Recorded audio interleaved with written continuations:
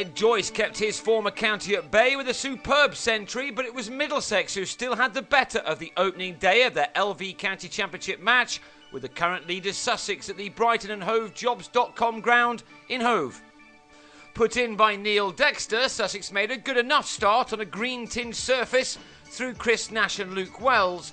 The temperature was already racked up by the time that this day got underway at midday, and the fielding side would have been very keen not to let their hosts get away from them early on to make the whole experience in the field a little unpleasant.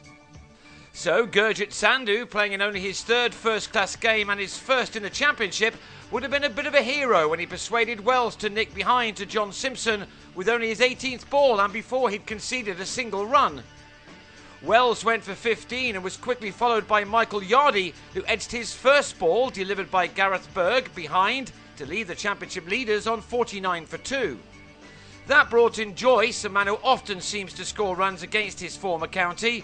He looked good from the off, while Nash made the most of anything hittable as he took the total along to 76.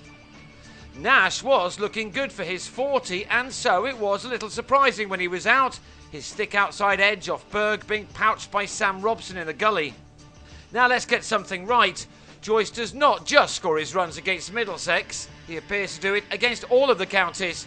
He is the model of consistency, but a man who does not make the headlines as much as he should do. He was immediately looking in great form here with some classic drives. None of his teammates could match him on a testing surface. On 16 and with the score on 117, Sussex lost their fourth wicket with Rory Hamilton-Brown being undone by a clever bit of bowling from Dexter. Sussex have not reached the top of the tree this summer without showing an awful lot of fight.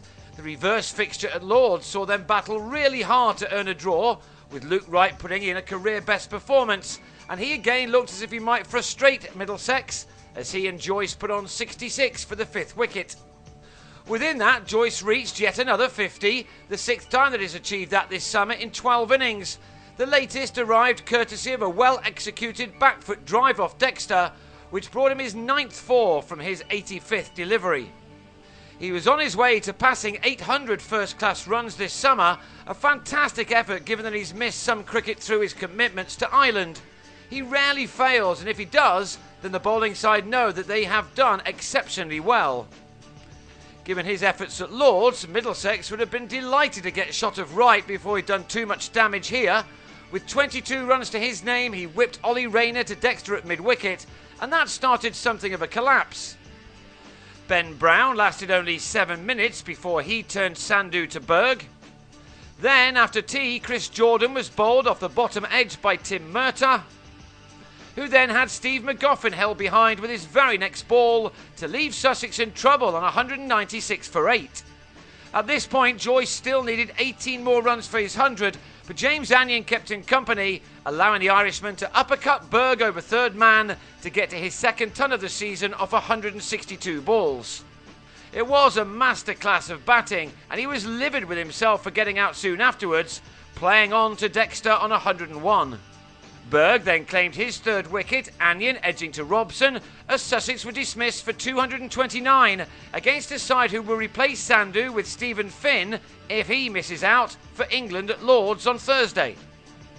So Middlesex now had a difficult 13 overs to see out before the close and would have been thrilled to do that with few concerns. It would also have been pleasing to them to see Malan play so effectively. He is having a wonderful one-day season but has been unable to transfer that form into the 4-day game. Perhaps this innings will be the one.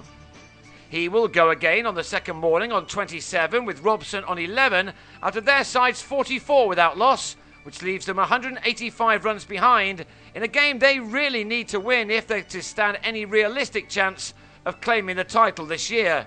They have certainly made a good start.